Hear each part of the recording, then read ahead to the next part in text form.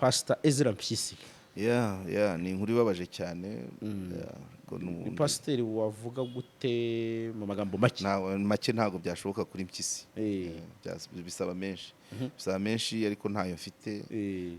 Icy'ingenzi nuko ari umuntu warinze intambwe ze mu buto bwe mu bibazo.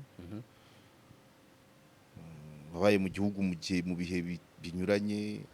Yabaye ku gihe cya cyami, abaho muri Repubulika ya mbere, yagiye ku bwa Kayibanda nabwo yabanje guhungira i Burundi, bajya kumukurayo bati ngwino wigisha igitwe. Ageze bahamagaye Kayibanda bamubaza batari ku uyu muntu uramuzi. Kayibanda atereka manze nshakishe simuzi neza. Hanyuma Kayibanda amaze kubaza ati bati uwo muntu nta kibazo, araza yigisha igitwe. Ahamaze nk'amezi 3 abona umwuka nturi kugenda neza, ngo haza igikamyo kiramutwara, abandi basigaye bakubita agatoki kandi ataraducitse. Muri Kenya hari ahitwa Kamagambo. Hanyuma muri Kenya Arusha kwigisha se gusa, ahashinga n'amashuri. Yashinga amashuri y'abapasiteri, nyuma akazavamo kaminuza. Ari Arusha ariko byagenze, na Uganda yigisheyo. Mbese ntabwo ari u Rwanda gusa, ntabwo ari u Rwanda gusa. Noneho nyuma wenda tuvuge muri Repubulika ya gatatu, twitaga zo mu Rugwiro, 9 7 9 8 yabaga zirimo ajya mbese icyo ashoboye cyose. Na Iraq na akantu k'impinduka kabayemo. Ariko nibaza ko wenda uko imyaka igenda ihita abantu bazagera bakumva ko ntabwo ari kujya kwikina. Icya kabiri aba bahitamo bakareba ikibazo gifatika koko gifite ishingiro muri ako gace. Umuntu wa Rubavu arajya kuvuga ngo bize indimi, abana barwaye bwa kibirirwa irindazi. Umuntu arajya kuvuga ngo yize indimi, sebe irekereje ngo ihitana abantu. Umuntu arajya kuvuga ngo yize indimi, abuzukuru ba shitani bagihari. Ntakira kibazo kubera ahantu imyaka kimaze cyagobye kubarizwa nk'hariya, kigafatira ingamba zifatika. Ubu ngo wize indimi ze wazize mbere yandi ahubwo. Perezida wa Repubulika afite ishuri ry'indimi. Alright, JALAS Official TV twongeye kubana namwe. Amahoro y'Imana abe kuri mwe aho muherereye. Twizere ko mumeze neza cyane, kandi twizere ko biri kugenda neza. Weekend irarimbanije, ariko ni weekend yaranzwe n'umunaniro ku muvandimwe mubona imbere kuri kamera. Niyo mpamvu muraza kwihanganira uko muri bubone muduye nyine. Ntabwo ari umunaniro, harimo n'uburwayi buriya. Kuko ntabwo muri kino cyumweru ntabwo nakoze cyane birenze. Harimo uburwayi, ni intege nkeya zisanzwe nyine. Harimo gucika intege. Yego. Ariko biravugwa ko utekereza ko hari indwara nyinshi zigiye kwaduka. Ni intuza ari klima yarahindutse. Ari OMS arabonye mbona ko OMS ivuga ko hari ikizaza kirenze COVID. Hari naho bavuga ko hari ibitaro byagize abarwayi benshi muri no minsi. Hari grippe iri kamufure ukundi kuntu nyine, kandi na corona n'ubwoko bwa grippe ngira ngo. Ariko ngewe nk'iyange ntabwo nta nkorora, nta bicurane, no gucika intege z'umubiri gusa n'isereri. Rero urumva biratandukanye. Ariko nzi neza ko hari abambwiye ko nko mu bitaro bya Ruhengeri niho bakunze bavuga ko harimo abarwayi benshi. Ariko iyi grippe yo n'ahandi mu bantu basanzwe ni nkaho itaragaragara. Ni grippe idasobanutse. Yes, yari nshyashya nyine. Bisaba ko abantu bamaze gufatisha ibizami ari byinshi. Minisante ishobora gufata umwanzuro ukavuga ati kiwenda ni indwara nshyashya, igatanga amatangazo y'uburyo abantu bashobora kuyirinda, cyangwa se n'uburyo bashobora kuba bahangana nayo bifashishije discipline, imirire, niba ari ukuruhuka, niba ari ukurya neza, kurya imbuto, kurya imboga, ibintu nk'ibyo bagatanga ntuza. Nibaza ko ari cyo kizi. Ariko bibaye uko yabiri ntabwo sinzi, ntabwo iri kwandura kuko iminsi bimaranye. Uribuka ko habanje phase ya mbere, ubu hakaba ari kuri phase ya kabiri. Nta muntu ndumva twatindanye ngo afatwe nkanjye. So ubwo rero byose biba bivanze no gushaka akanya umuntu agashaka aba specialist. Niko bimeze. reka twizere ko bizagenda neza ubwo ibyo ari byo byose. yewe nta kibazo niyo bitagenda neza nta buzima butarama, nta buzima budapfa, nta buzima budapfa, ntakurama kudapfa. Icy'ingenzi ni ukumenya icyo cyaba ari cyo gihese Karege. no Samuel bushize duhurira muri siporo, Pastor Samuel w'umudivantiste, sinzi ntabwo ari pasteur ariko ni umudivantiste wa kera. Umudivantiste wa kera yambwiye ati umunsi ubaranuye nguyu kabisa, wejo ni Imana ikongeza, ni inyongezo. Icy'ingenzi rero ni ukuvuga ngo ese binabaye uvuze ngo igihe ni iki, usize iki. Ibyo nibyo bya mbere. Ibyo cyo cyo cya mbere nta kindi. Niba nta cyurogereta utakoze niko bimeze. Ubushize rero twari twaganiriye cyane kuri ishu ijyanye n'urubanza rwa Karasira Aimable. Bituma kumushyikirana tutavuga byinshi kuko n'ubundi wari ukomeje, wari ku munsi wawo wa kabiri, ariko uza gusozwa na nyakubahwa Perezida wa Repubulika nk'uko wari watangijwe n'ubundi nawe. Ni umushyikirano waranzwe n'ibintu byinshi bitandukanye, birimo n'udushya niko navuga, ariko ntitwabigarutseho neza, yaba ndetse no ku kibazo cy'u Burundi na Kongo. Ikibazo cyagarutsweho cyane byimbitse muri uyu mushyikirano.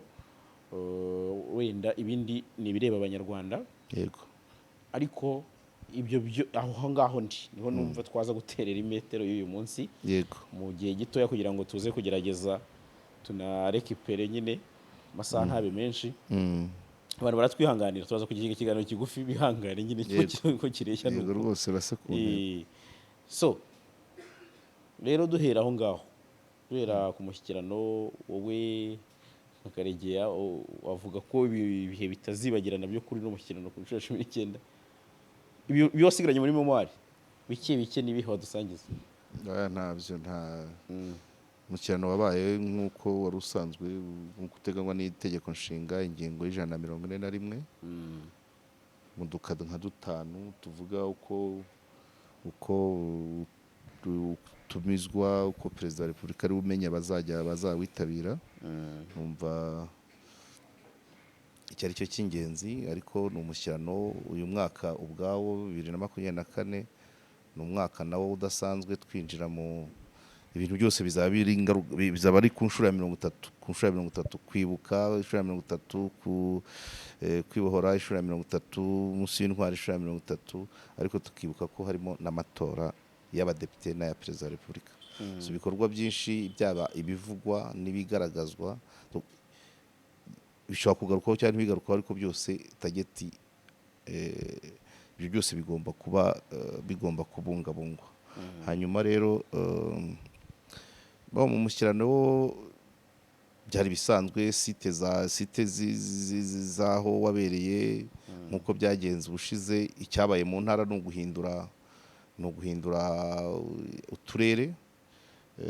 Ubushize uburasirazuba bwari bwakoreye Kayonza, ejo bundi bwakoreye Gatsibo, amajyaruguru yakoreye Gicumbi, ubu yakoreye Burera, uburengerazuba bwari bwakoreye Rubavu, ubu bwakoreye Rutsiro, amajyepfo yari yakoreye Gisagara, ubu yakoreye Nyanza, diaspora yari yakoreye i Buruseli, none yakoreye muri Polonye.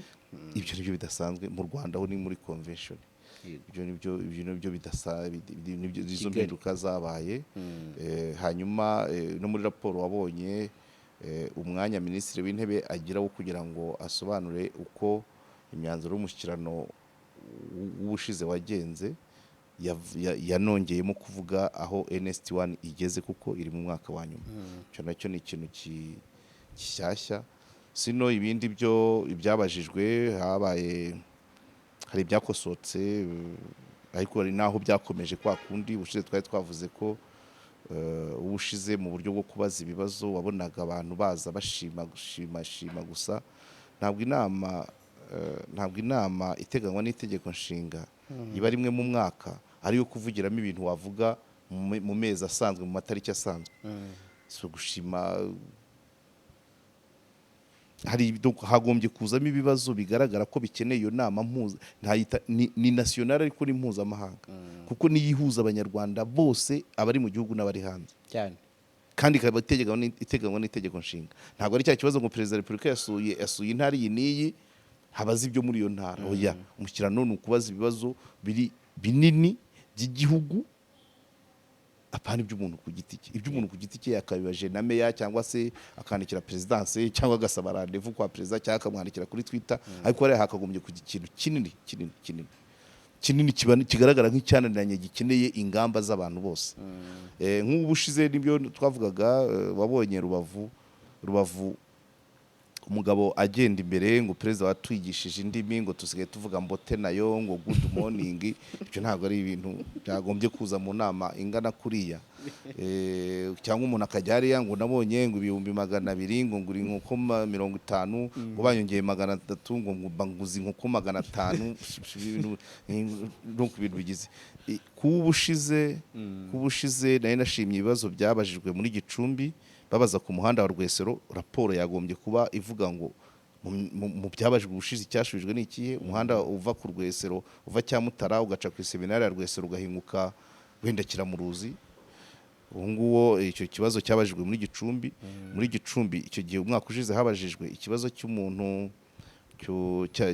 cy'abantu bibye iya Kibu, koperative ya Kibu $300,000. Ya Kibu ni koperative y'aborozi $300,000 cyo kora wenda cyo hari abantu bakurikiranwe bari mu nkiko cyangwa bafunzwe, ariko ntabwo bivuga ko amafaranga agarukiye abaturage. Kubafunga ituke ni ukunezeza ya mategeko nkunda kukubwira, ariko abaturage bakeneye amafaranga yabo cyane. Kubafunga ntabwo ari uwo muti tubaha amafaranga yabo $300,000 ntabwo ari amafaranga makeya. Icyo gihe Gicumbi ikindi cyari cyabajijwe ngira ngo ni ikijyanye n'intuza n'igishanga cya Murindi.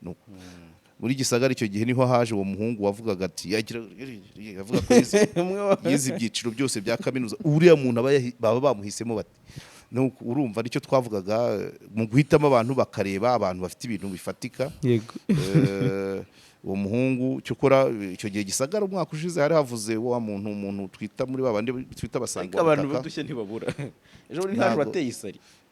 Ndaza kubigira ibyo n'ibyo uyu mwaka, ariko hari ibitari ngombwa kuwutegura. Ntabwo inama iteganwa n'itegeko nshinga yabaye ku masite intara zose na diaspora ariyo kuza gukinisha, niko navuga.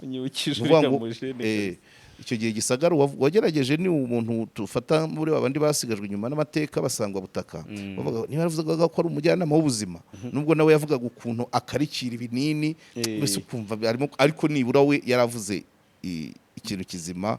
Undi avuga ko ashima umuhanda, bira ntabwo byari ngombwa. Ubwo ndavuga Gisagara. Kayonza niyo umwaka ushize yari yakoze neza. Yakoze neza ivuga, uribuka witwa Sebudandi Steven ngira ngo ukuriye abahinzi n'aborozi bo muri kariya gace, avuga ikibazo cy'inka z'umukamo, avuga ikimiti, avuga ibibazo bifatika kuko ubona ko byananiranye Minagiri yasinziranye. Kandi icyo gihe na Minagiri yagiye yisobanura bidahwitse. Anariyo mpamvu ntekereza ko habaye n'impinduka. Nk'ubwo urumva Kayonza Steven uwo mworozi n'umukobwa, uwo mukobwa nuba aracyagaruka. Umukobwa uvuga uti abaduteye inda barahishahishwa, abakabakurikiranye nibo babahisha. Kira ni ikintu kiba kiri global kuko ntabwo biri Kayonza gusa.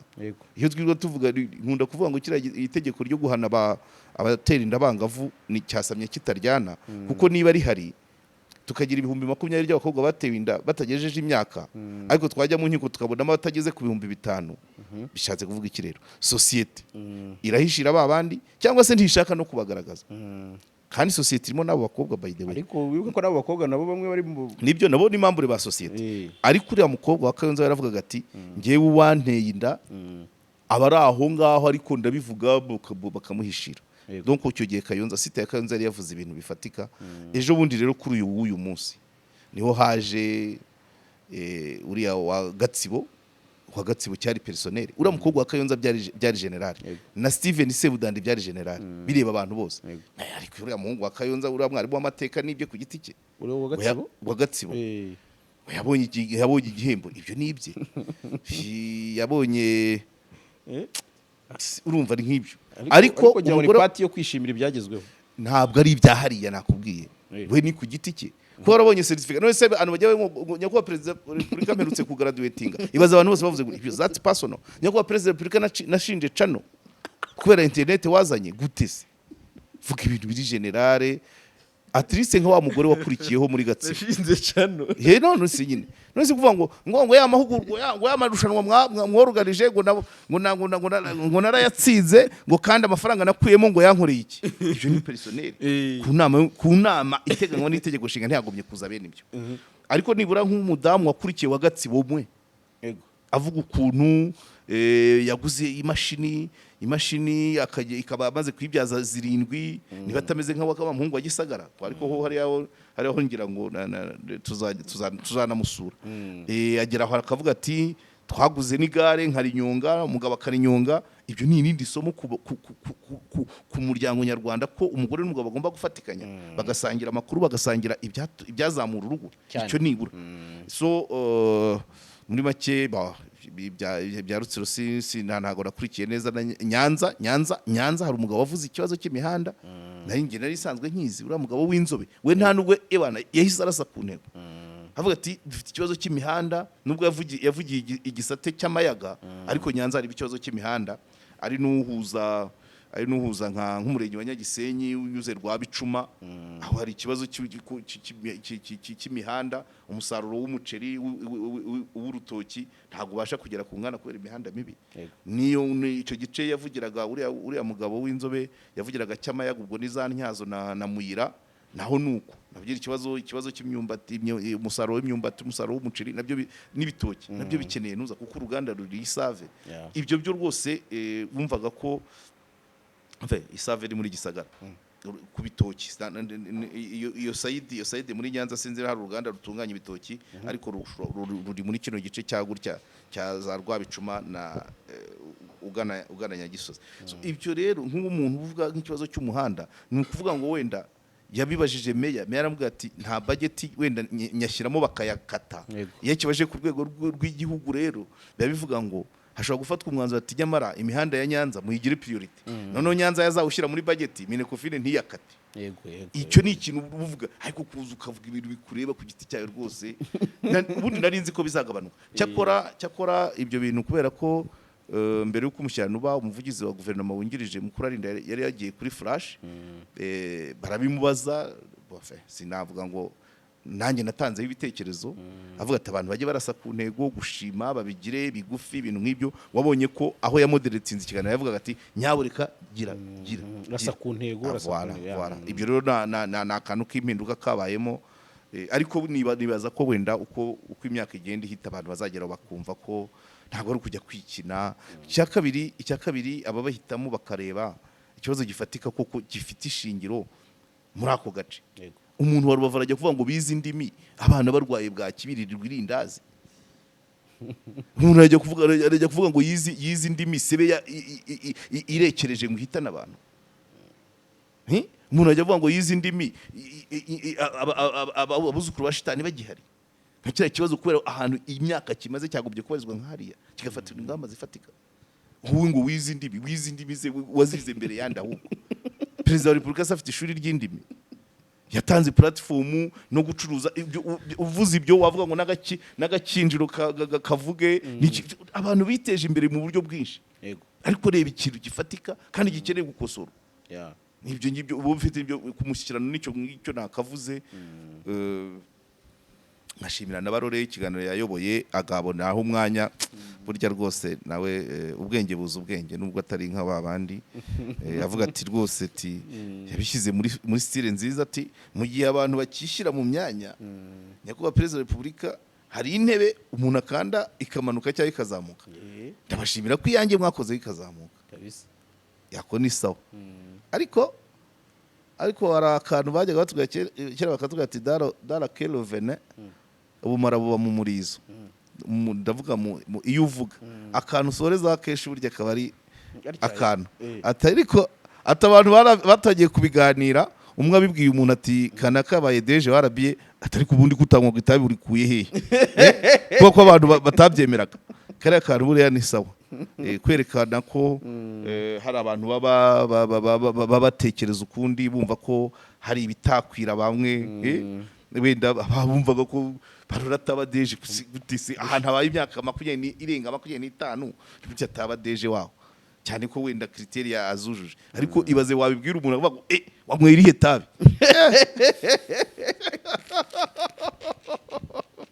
icyiza nuko barore icyo mwifuriza ntabwo ari iriya ntebe yazamutse yari yasanzwe na evolution ye yari yarayibereye n'umurokore aba na pasiteri buriya iriya ntebe ngewe nari maze igihe mbitekereza ko ashobora kuba wenda yaba umudepite cyangwa akaba umusenateri ariko ubwo abaye deje ejo bundi azaba na bishop ko de pasiteri deja muri make we intebe ze zihora zizamuka ariko abantu kumva mu kigo cya leta ngo ntibishoboka ngo wanyoye itabi kuba kuzanye inkuru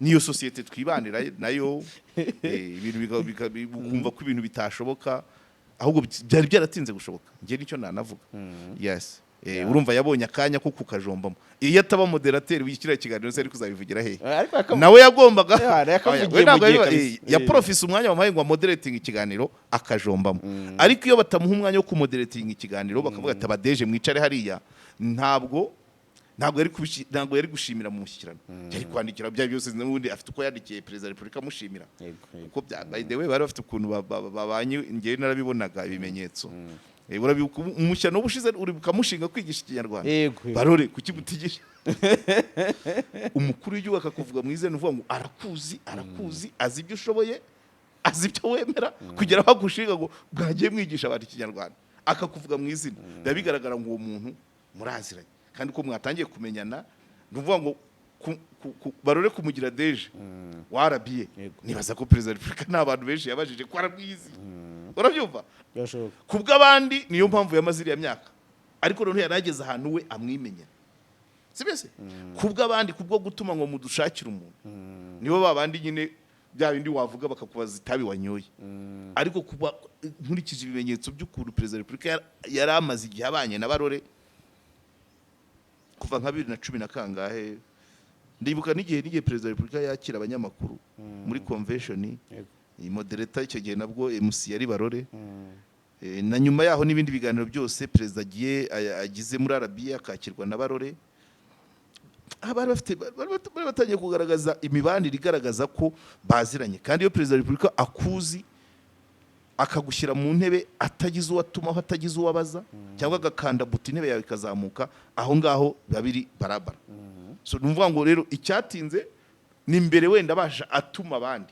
yatuma wenda bakagenda birebera izindi nyungu ariko we abyirebera umuntu ushoboye kagira umwanya noneho tena w'umurokore noneho yizeye ko simbizi ariko nabyitiranya yes icyakabiri umuntu ni ku giti cye ntago bavuga uburokore cyane cyane ibyo byo ariko icyakabiri ukanareba n'ibihe tuba tugezemo ibihe tugezemo bikeneye coach agomba guhindura ikipe coach agomba guhindura ikipe yego ndagaruka cyane ku kibazo cy'u Burundi na Kongo president yagarutseho n'ubundi akijyamo mu buryo navuga ko bweruye butobora budaca ku ruhande hari ahantu ibyo president yavuze ibyo abo kuri indi side bagiye batangaza yaba u Burundi byavugiye muri ya nama ya EU y'urubyiruko yaba Kisekedi ibyo yagiye avuga ari kwiyamamaza ya bintu biterera ntabwo gutera imetero ku ijambo rya president amazina y'abapresident ntiyayavuze yego yavuze ati kubijyanye n'umutekano ntimugatinye ibitumbaraye yego mwawe yakavuze ati ubugabo si ubutumbi cyane urumva agera aho akoresha terime ya barundi ati baruni burya akantu k'agashinge karahagije ibyo urumva ntago na paraphrasing ibyo president yavuze ariko hari uburyo bubiri hari abantu hari no kuba ibintu igihugu kinini ntago kigomba gukanga igitoye cyangwa umugabo munini ntago igihe cyose biba bivuga ngo arakanga umutoya ntago ari cyo kibazo ubushize nari nakubwiye mu ijambo rya hindura ubuzima Dashimo yari aherutse kuvuga avuga kuri Rafael Nadal yego yavuga ati nizera strategy zanjye na intelligence nizera amayeri n'ubuhanga kurusha imbaraga ati gutsinda si ukurusha abandi imbaraga yego ni strategy n'ubuhanga so nuvuga gutsinda si ubunini bw'igihugu si ubunini bw'umukuru wacyo si umubare w'abaturage ni tekinike ntabwo intsinzi ituruka ku mubare munini kuri surnombre cyangwa effectif ntabwo bifata kurwanisha benshi ntabwo bifata kugira abaturage benshi ntabwo bifata gushora menshi ni amayeri na tekinike ibyo rero nibaza ko aryo somo yakavuze nicyo byakabaye bivuga cyari ikibazo cya comparaison hagati ya volume na nombre ingano n'umusaruro yego ni nacyo yakashatse kuvuga no guturisha abanyarwanda by the way urumva wenda icyo navuga iruhande nuko ibi amagambo nkariya ibihuha nkabiriya ibihuha bijyanye n'intambara bica intege abaturage bamwe na bamwe bakagenda mu kigari iyo rero umukuru w'igihugu ataravuga ngo atange position ya presidence cyangwa se y'icyo gihugu hari ababa bamita imibunga bamwe bagatangira gushaka amaviza abandi amafaranga bagatangira kuyabika mu rugo abandi bakabuza abana kujya ku ishuri ati kabaye biya bisaba rero ngo agira ati mutuze muryame musinzire yego kandi nibyo kandi nicyabereyeho icyabereyeho nicyo twamutoreye yarabirahiriye yego ntago nagombye guhangarikira umutekano ahari wenda icyo nahangayikira adafite ibikorwa kandi ibikoresho ibyangombwa kandi ibyangombwa niba dusora amafaranga yo guhemba abakozi ba leta abasirikare abapolisi abo bose abanyarwanda babasha gukora bagasora bagafasha leta gushyira mu nshingano ibyo abaturage basabye umukuru w'igihugu ubundi ibyo bari ubundi twagombye kuryama pe tuzi ngo icyo twagikoze ngo nta gikoresho cyabuze yego tuzi ngo icyo twagikoze niba ari drone niba ari sukoyi natwe tukazigura tuzi ko ibyo abanyarwanda bagerageza ntibanyereza imisoro ntibayirirwe baryamye nanone ngo badakora nanone burya ngewe mbonaho kugira ngo wirirwe uryamye ngo utazasora wakora ukawunyereza fazari kuko nunawunyereza uzawukoreshereza aho hafi uzawunywera agacupa nyirakabarasone ariko gukora so rero niba abanyarwanda babashije kugerageza bose bagakora uko bishoboka kose bagasora imisoro ikajya gufasha leta none umukuru w'igihugu watowe wabirahiriye akabona ibyangombwa byose kugira ngo ashyire mu nshingano ibyo abaturage bamusabye ibyo rero biba bigomba abagomba kubivuga keretse hari ikibazo yabivuga ati wenda ubushobozi bw'u Rwanda buri hasi ibyo ntabwo ariko uko bishoboye kuba nta munyarwanda uvebwa kuba wenda yatuma igihugu gisubira inyuma ariko hari abagishinzwe icyo bita leta ni leta ubundi bayita sigaye mbyibagirwa bayita personnalité juridique idasanzwe kubera ko ifite icyo bita ngo le monopole du contrôle organisé ni ukuvuga ngo leta yabonye ibyangombwa leta mu byangombwa byayo ifite ububasha bwo gukora icyemewe n'ikitemewe ikikunezeza n'ikitakunezeza niyo mpamvu hariho abasirikare hakabaho abapolisi hakabaho RIB hakabaho parike hakabaho inkiko hakabaho RCS hakabaho beneri bya bintu byinshi umuntu ku giti cye atagira nibyo biyifasha kuvuga ngo ugishaka kuba baza bakavuga ati kuvuga ngo JALAS tuyifunge ese ni ngombwa ko utagusaba ibisobanuro irura nona ibyo byose biba bigomba gukora mu mujyi wa leta niyo mpamvu nubwo tuba dukora mu masegiteri atandukanye ariko ntushobora gukora ibihabanye n'ibyo leta ishaka ugomba kuza wunganira leta nibyo tuba dukora wenda rimwe na rimwe nk'uko mbajije uti yashatse kuvuga iki wenda hakaba n'ibyo abandi batavuze nanjye nkabivuga kugira ngo duhurize hamwe ariko uzanye ibihabanye nayo wagera iwawe se bya bindi bavuze harya bindi bavuze ngo barwanya ni wa umupasiteri wavuze ngo gitwaza rwanya leta bishop abantu bakabye kamara kabiri. Anyway, reka nsoreze kuri iki ngiki kugira ngo ne gutinda cyane. Icyumweru gisa nk'igisoje tubona inkuru y'incamugongo y'urupfu rw'umupasiteri. Umupasiteri ariko wari ufite indi legacy ninabitse inzu y'ibitabo. Pastor Ezra MPYISI. Ni inkuru ibabaje cyane. Pasiteri wavuga gute mu magambo make? Make ntago byashoboka kuri MPYISI. Bisaba menshi ariko ntayo mfite. Icy'ingenzi nuko ari umuntu warinze intambwe ze mu buto bwe mu bibazo. Wabaye mu gihugu mu bihe binyuranye, yabaye ku gihe cya cyami, abaho muri Repubulika ya mbere, abaho muri Repubulika ya kabiri. Ya kabiri sinibuka niba yarayibayemo kuko avuga ko yagiye ku bwa Kayibanda. Yagiye ku bwa Kayibanda nabwo yabanje guhungira i Burundi, bajya kumukurayo bati ngwino wigisha igitwe. Ageze bahamagaye Kayibanda bamubaza batari ku uyu muntu uramuzi. Kayibanda atereka manze nshakishe simuzi neza. Hanyuma Kayibanda amaze kubaza ati batuwo muntu nta kibazo, araza yigisha igitwe. Hamaze nk'amezi 3 abona umwuka nturi kugenda neza, ngo haza igikamyo kiramutwara, abandi basigaye bakubita agatoki ku kandi ataraducitse. Ntago hagati yaho ubwo ni kuri leta ya Kayibanda. Kwe Habyarimana ntago muzi, birashoboka yaba yarayibayemo yaba atarayibayemo, ayo makuru ntayo nzi, ntago yisimamiya. Ariko icyo gihe nibwo bamujyanye yigisha za Kongo, yigisha za Zambia yo ntirimo Arusha, hitwa ndaza kukibuka sinenda muri Kenya hari ahitwa Kamagambo. Hanyuma muri Kenya Arusha kwigisha se gusa, ahashinga n'amashuri. Yashinga amashuri y'abapasiteri nyuma akazavamo kaminuza. Ari Arusha niko byagenze, na Uganda yigisheyo. Mbese ntabwo ari u Rwanda gusa, ntabwo ari u Rwanda gusa. Noneho nyuma wenda tuvuge muri Repubulika ya gatatu, yavuga ko yagarutse mu Rwanda muri 1995.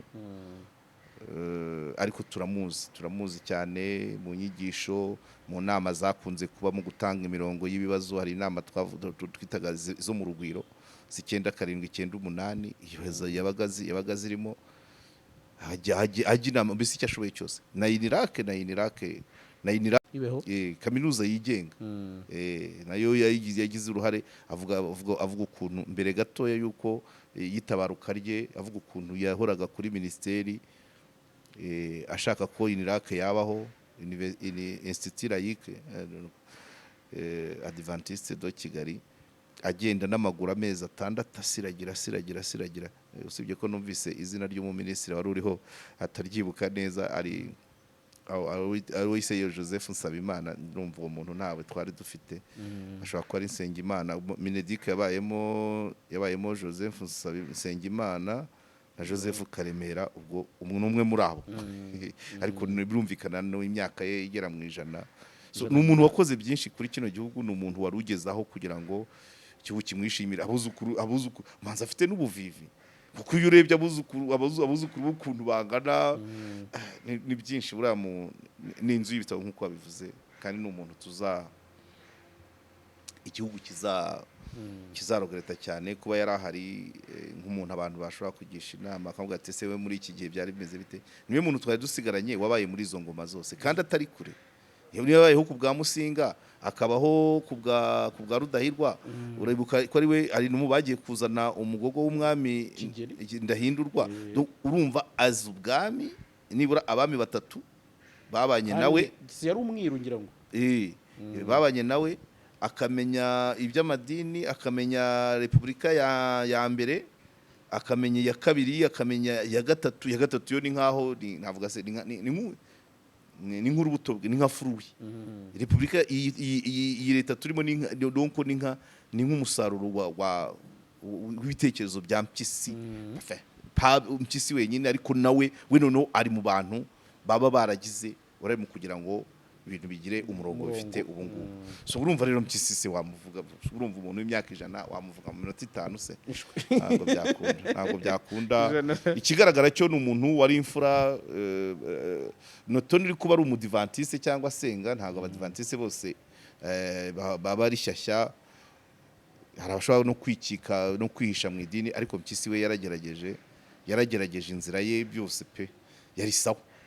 Inzira ye nta bintu byo kwivanga mu bucokori mu bucogocogo mu gushaka ibintu byinshi mu guteranya abantu ahubwo we ibikorwa bye byari byo kuvuga ngo aba bantu barapfa iki twabunga duti apana kuvuga ngo bundi kera hari muri nuza ngenda nibagirwa kera dukina karere bayitaga mwikira dukina abana bakina karere hari uburyo hari ibyo bakinaga bita makare hari ukundi ahandi babyitaga yaguga kandagira mbese sinabyaye se ntago ntigeze yifuza umukino wa sinabyaye mu bana b'u Rwanda icyo kintu kandi barahari benshi bawifuza cyane niba urangaye nagomba kugukubita urushyi nkagukubita inkonje wanakwahuranye iyo rero ni sinabyaye we ntigeze yifuza sinabyaye mu banyarwanda bundi hari aho bavuga ngo utsinzwe utsindaho iyo mvugo nayo ni sinabyaye nyine utsinzwe utsindaho utsinzwe iyo atsinzwe akagwa urenzaho ikindi kintu ku buryo atazongera kubyuka iyo ni sinabyaye so ntabwo yigeze rero arangwa n'amagambo cyangwa ibikorwa birimo sinabyaye nibaza ko n'abamukomokaho uwo muco mu biganiro byinshi bagiye batanga rwose harimo niba ari umukobwa w'umucuruzi avuga ati niyo ngiye gusora bakumva ari mpyisi bahita bavuga ati abo ngabo nta manyanga biwabo ati nanjye nkahita mbyitwarika kubera izina rya data nabuzukuru we nuko aho bagenda donc bubahirwa iryo zina rya mpyisi ariko nabo bagaharanira ko ritakwandura urumva so rero yaza kuba ari umuntu wareze abana be muri ya sinabyaye n'ibyo abareresheje bikazamo sinabyaye ubwo urumva n'abandi noneho n'inshuti zabo n'ababikurikira tugasanga ari sinabyaye gusa ntacyo abasize ntabwo tuba turi kumuvuga gutya sibyo myaka ijana n'ibiri hose inzira ye wumva nibura icyo yageragezaga cyose ari ugushaka icyaba cyiza ku munyarwanda ariko ntabwo mpamya ko dufite ba mpyisi benshi simvuze mu myaka n'abakiri bato ushobora no kuba mpyisi ufite 30 ariko barahari cyangwa basi nabyaye nibo benshi urabyumva ntabwo mpyisi bivuga imyaka 100 mpyisi bivuga umuntu wese ushobora kuba abona ibintu igihe cyose agashaka gukiranura abafitanye amakimbirane igihe cyose agashaka icyateza imbere abantu benshi atitaye kuba umuryango we none n'umukino utari sinabyaye abashyigikira wa sinabyaye nibo benshi abategana imitego abagira gute ntabwo rero ni umunsi batabarutse ntabwo tuzavuga bene aya magambo tuzagaruka ku byo bakoze sibyo se rwose niko bimeze ntabwo ibi turi kuvuga aribyo twavuga harundi sinzi ko navuga ngo ntabwo nshaka ko ujya umbwira ngo ntabwo nkunda gukora statement ngo wamushyira mu cyiciro cy'intwari ukurikije ibikorwa by'impyisi cyane ariko intwari zirimo ibyiciro hari ingenzi hari imanzi hari n'imena aho ngaho ntiyaburamo muri ibyo byiciro uko ari 3 ntiyabura cyane kuko ariko ubundi mu ntwari ubwo turi muri cyumweru cy'ubutwari mu manzi nta muntu uriho nta muntu harimo abantu bamaze gutabaruka mu mena niho harimo bamwe bariho abana b'inyange yego hanyuma hama mu ngenzi nta muntu n'umwe urajyamo icyo nacyo ujya ukimenya n'abandi n'abadukurikiye so irise y'ingenzi iri vide irise y'imanzi iriho abatakiriho hanyuma irise y'imena hariho abariho n'abapfuye ubwo rero muri aho hose ntiyabura kuko purumoma ntariho ntakiriho ibyo byiciro byose ni kandida